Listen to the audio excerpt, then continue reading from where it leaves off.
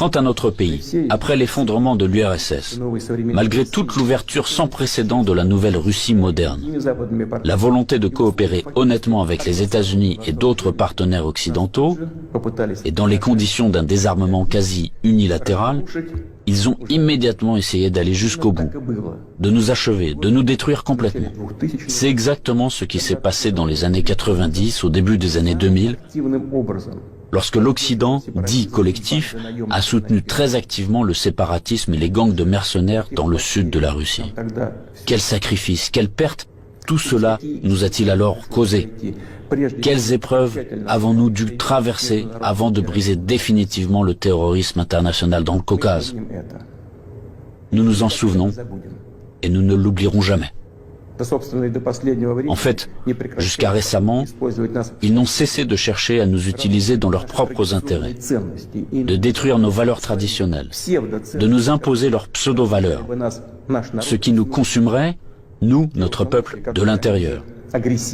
Ces attitudes qu'ils imposent déjà agressivement dans leur pays et qui conduisent directement à la dégradation et à la dégénérescence, car ils contredisent la nature humaine. Cela n'arrivera pas et personne n'y est jamais arrivé. Cela ne fonctionnera pas non plus maintenant. Malgré tout, en décembre 2021, nous avons une nouvelle fois tenté de nous mettre d'accord avec les États-Unis et leurs alliés sur les principes pour assurer la sécurité en Europe et le non-élargissement de l'OTAN. Tout cela en vain. La position américaine ne change pas. Ils ne considèrent pas comme nécessaire de négocier avec la Russie sur cette question clé pour nous. Ils poursuivent leurs propres objectifs et négligent nos intérêts. Et bien sûr, dans cette situation, nous nous demandons, que faire ensuite? À quoi s'attendre? L'histoire nous apprend qu'en 1940 et au début de 1941, l'Union soviétique a tenté d'empêcher, ou du moins de retarder, la guerre par tous les moyens. Pour ce faire, elle a essayé littéralement jusqu'à la dernière minute de ne pas provoquer un agresseur potentiel, n'a pas pris ou reporté les mesures les plus nécessaires et les plus évidentes visant à se préparer et repousser une attaque inévitable. Et les mesures qui ont finalement été prises étaient dramatiquement tardives. En conséquence, le pays n'était pas prêt à faire face à pleine capacité à l'invasion de l'Allemagne nazie qui attaquait notre patrie sans déclaration de guerre le 22 juin 1941. L'ennemi a été arrêté, puis écrasé, mais à un coût colossal. La tentative d'amadouer l'agresseur à la veille de la Grande Guerre patriotique s'est avérée être une erreur qui a coûté cher à notre peuple. Au cours des premiers mois de la guerre, nous avons perdu de vastes territoires stratégiquement importants et des millions de personnes. Nous ne ferons pas une telle erreur une deuxième fois. Nous n'en avons pas le droit. Ceux qui revendiquent la domination mondiale publiquement, en toute impunité et, je le souligne, sans aucune justification, nous déclarent, nous, la Russie, leur ennemi. En effet, ils disposent aujourd'hui de grandes capacités financières, scientifiques, technologiques et militaires. Nous en sommes conscients et nous évaluons objectivement les menaces qui nous sont adressées constamment dans le domaine de l'économie, ainsi que notre capacité à résister à ce chantage impudent et permanent. Je le répète, nous les évaluons sans illusion, de manière très réaliste. En ce qui concerne le domaine militaire, la Russie moderne, même après l'effondrement de l'URSS et la perte d'une grande partie de son potentiel, est aujourd'hui l'une des puissances nucléaires les plus fortes du monde, et elle dispose en outre d'avantages en ce qui concerne un certain nombre d'armes de pointe. Il ne devrait donc faire aucun doute qu'une attaque directe contre notre pays entraînerait une défaite et des conséquences désastreuses pour tout agresseur potentiel. Cependant, les technologies, y compris en matière de défense, évoluent rapidement. Le leadership dans ce domaine a changé et changera encore demain. Tandis que la conquête militaire des territoires adjacents à nos frontières, si nous laissons cela se produire, se poursuivra pendant des décennies, ou peut-être pour toujours. Et cela constituera une menace toujours plus grande et totalement inacceptable pour la Russie. Aujourd'hui même, alors que l'OTAN s'étend vers l'Est, la situation pour notre pays se dégrade et devient chaque année plus dangereuse. En outre, ces derniers jours, les dirigeants de l'OTAN ont explicitement évoqué la nécessité d'accélérer, de forcer l'avancée des infrastructures de l'Alliance vers les frontières de la Russie. En d'autres termes, ils renforcent leur position. Nous ne pouvons plus nous contenter de regarder ce qui se passe. Ce serait complètement irresponsable de notre part. La poursuite de l'expansion de l'infrastructure de l'Alliance Atlantique, la conquête militaire des territoires de l'Ukraine qui a commencé, tout cela est inacceptable pour nous. Le problème, bien sûr, ce n'est pas la structure de l'OTAN elle-même. Elle n'est qu'un instrument de la politique étrangère des États-Unis. Le problème est que sur les territoires qui nous sont adjacents, je vous le fais remarquer, sur nos propres territoires historiques, une anti-Russie est en train d'être créée, qui a été placée sous un contrôle extérieur total, qui est colonisée de manière active par les forces armées des pays de l'OTAN, et où il y a un afflux d'armes les plus modernes. Pour les États-Unis et leurs alliés, il s'agit de ce qui est qualifié de politique de dissuasion de la Russie, de dividendes géopolitiques évidents. Et pour notre pays, c'est finalement une question de vie ou de mort. La question de notre avenir historique en tant que peuple. Ce n'est pas une exagération, c'est la vérité. C'est une menace réelle, non seulement pour nos intérêts, mais pour l'existence même de notre État, pour sa souveraineté. C'est cette même ligne rouge dont on a parlé à plusieurs reprises. Ils l'ont franchie. Par conséquent, il faut parler de la situation dans le Donbass. Nous voyons que les forces qui ont effectué un coup d'État en Ukraine en 2014 ont pris le pouvoir et le conservent, de fait, à l'aide de procédures électorales décoratives et ont finalement renoncé à un règlement pacifique du conflit. Pendant 8 années infiniment longues, nous avons fait tout notre possible pour que la situation soit résolue par des moyens pacifiques et politiques. Tout cela en vain. Comme je l'ai dit dans mon précédent discours, on ne peut pas regarder sans compassion ce qui se passe là-bas. Il n'était tout simplement plus possible de supporter tout cela.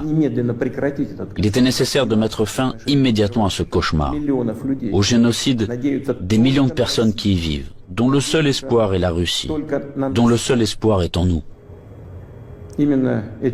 Ce sont ces aspirations, ces sentiments, la douleur des gens qui ont été pour nous le principal motif pour décider de reconnaître les républiques populaires du Donbass. Voilà ce qui me paraît important de souligner davantage. Les principaux pays de l'OTAN, pour parvenir à leurs propres objectifs, soutiennent en Ukraine les nationalistes extrêmes et les néo-nazis, qui à leur tour ne pardonneront jamais aux Criméens, aux habitants de Sébastopol, leur libre choix, à savoir la réunification avec la Russie. Bien sûr, ils iront en Crimée, tout comme dans le Donbass, portant la guerre, afin de tuer, tout comme les punisseurs des gangs de nationalistes ukrainiens, complices d'Hitler pendant la Grande Guerre patriotique, qui massacraient des personnes sans défense. Et ils déclarent aussi ouvertement revendiquer un certain nombre d'autres territoires russes. Tout le cours des événements et l'analyse des informations reçues montrent que l'affrontement de la Russie avec ses forces est inévitable. Ce n'est qu'une question de temps. Ils se préparent, ils attendent le moment favorable. Maintenant, ils revendiquent également la possession d'armes nucléaires. Nous ne laisserons pas faire ça. Comme je l'ai déjà mentionné auparavant, après l'effondrement de l'URSS, la Russie a accepté de nouvelles réalités géopolitiques. Nous respectons et nous traiterons avec respect tous les pays nouvellement formés dans l'espace post-soviétique. Nous respectons et respecterons leur souveraineté, comme en témoigne l'aide que nous avons apportée au Kazakhstan, qui a fait face à des événements tragiques et à un défi lancé à son statut d'État et à son intégrité. Mais la Russie ne peut pas se sentir en sécurité, se développer, exister avec une menace constante venant du territoire de l'Ukraine contemporaine. Je rappelle que dans les années 2000-2005, nous avons riposté militairement aux terroristes du Caucase, défendu l'intégrité de notre État, préservé la Russie. En 2014, nous avons soutenu les Criméens et les résidents de Sébastopol.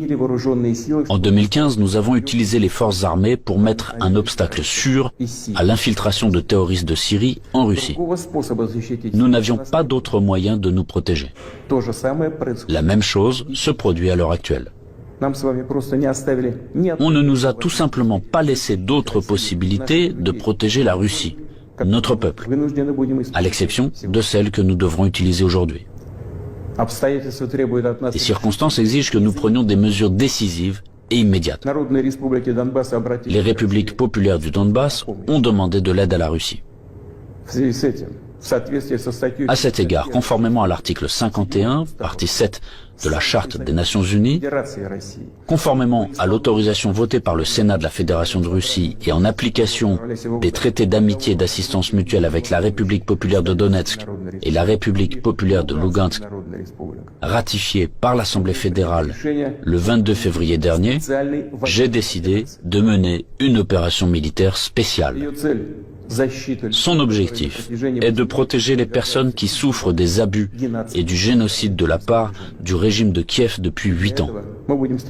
À cette fin, nous nous efforcerons de démilitariser et de dénazifier l'Ukraine et de poursuivre en justice ceux qui ont commis des crimes nombreux et sanglants contre des civils, y compris des citoyens de la Fédération de Russie. Dans le même temps, nous ne planifions pas d'occuper des territoires ukrainiens. Nous n'avons pas l'intention d'imposer quoi que ce soit à qui que ce soit par la force. Cependant, nous entendons de plus en plus souvent dire en Occident que les documents signés par le régime totalitaire soviétique qui instaurèrent les résultats de la Seconde Guerre mondiale ne devraient plus être appliqués. Eh bien, quelle est la réponse à cette question? Les résultats de la Seconde Guerre mondiale sont sacrés, tout comme les sacrifices de notre peuple sur l'autel de la victoire sur le nazisme. Et cela ne contredit pas les hautes valeurs des droits de l'homme et des libertés fondées sur les réalités de toutes les décennies d'après-guerre. Cela n'annule pas non plus le droit des peuples à l'autodétermination stipulé par l'article 1er de la Charte des Nations Unies. Je tiens à vous rappeler que, ni lors de la création de l'URSS, ni après la Seconde Guerre mondiale, personne n'a jamais demandé aux habitants de certains territoires faisant partie de l'Ukraine d'alors comment ils voulaient eux-mêmes organiser leur vie. Notre politique est fondée sur la liberté de choix, permettant à chacun de déterminer en toute indépendance son propre avenir et celui de ses enfants.